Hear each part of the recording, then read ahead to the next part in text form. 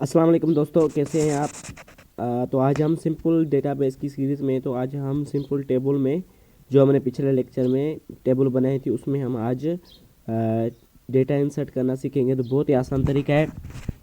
तो इससे पहले आपने मेरे चैनल को सब्सक्राइब नहीं किया तो पहले मेरे चैनल को सब्सक्राइब कर दो एंड बेल आइकन पर दबा दो ताकि आने वाली वीडियो आपको मिलती रहे। तो हम अपने काम की तरफ चलते हैं। तो आज हम जो है आ चुके हैं अपने एसक्यूएल डेवलपर में। तो आज हम सिंपल जो है इस टेबल में डेटा इंसर्ट करना सीखेंगे। तो दोस्तों आपने क्या करना है, सिंपल सा एक क्यूरी जनरेट करनी है। क्यूरी जनरेट इंसर्ट करने के लिए एक क्यूरी है जो मैं आपको बता रहा हूँ। तो आपने पहले क्या लिखना है, इंसर्ट। ठीक है, इंसर्ट को लिखना है, फिर उसके बाद इनटू मतलब कि किस टेबल में।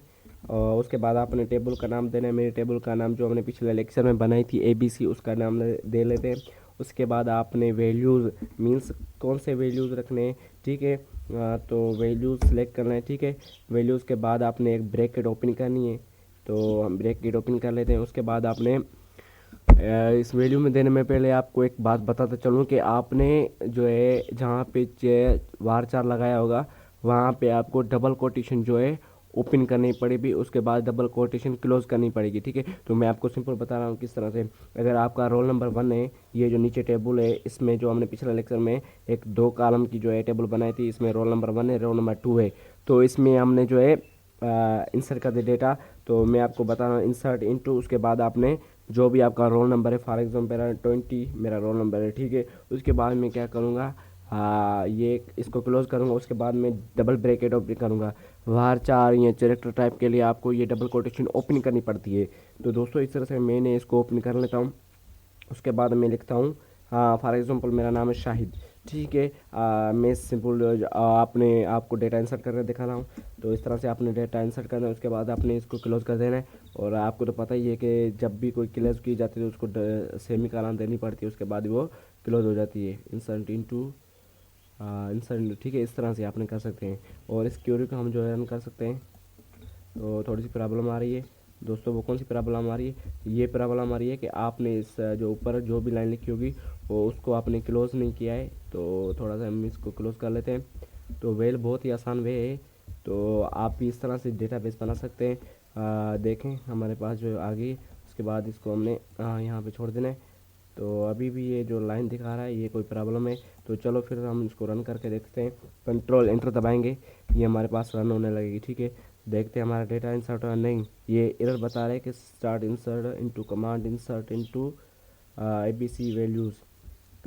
अच्छा, इंसर्ट इनटू उसके बाद जो है इंसर्ट इंसर्ट इंसर्ट चाहिए। इसमें थोड़ा सा मसला है, इंसर्ट इनटू। तो इसको मैं सॉल्व कर देता हूँ। तो इस तरह से आपने जो दोस्तों कमांड लगा देना। उसके बाद आपने कंट्रोल जो है कंट्रोल इंटर पे दबा देना। उसके बाद हम देखते हैं कि हमारा जो डेटा है इसमें इंसर्ट हो चुका है या नहीं। तो सिंपल सी बात है, इसमें हम आ जाते हैं, थोड़ा सा वेट करना पड़ेगा। तो I will to wait please. हाँ जी, हाँ तो आपने थोड़ा सा PC मेरा हैंग हो रहा है इसलिए।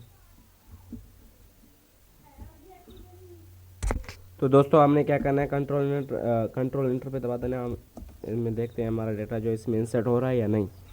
तो इस तरह से आप भी जो है एक डेटाबेस बना सकते हैं। बहुत ही आसान तरीका है, लेकिन आपको जब सिंपल बात समझ नहीं आएगी तो आपने कुछ भी बना नहीं सीखेंगे। पहले आप जो है सिंपल बात सीखें, उसके बाद आपने जो है बिग प्रोसेस बना सकते हैं बहुत ही अच्छे तरीके से। तो इसमें फिर भी एरर आ रही है, इंसर्ट इनटू ABC वैल्यू। अभी आप देखें इसमें कौन सी इंसर्ट ये आ रही है। आपने हमने क्या करना है, सिंगल कोटेशन ओपन करना होता है। एक मिनट, सिंगल कोटेशन ओपन करके देखते हैं। ठीक है, तो मैं इसमें सिंगल कोटेशन ओपन करता हूँ।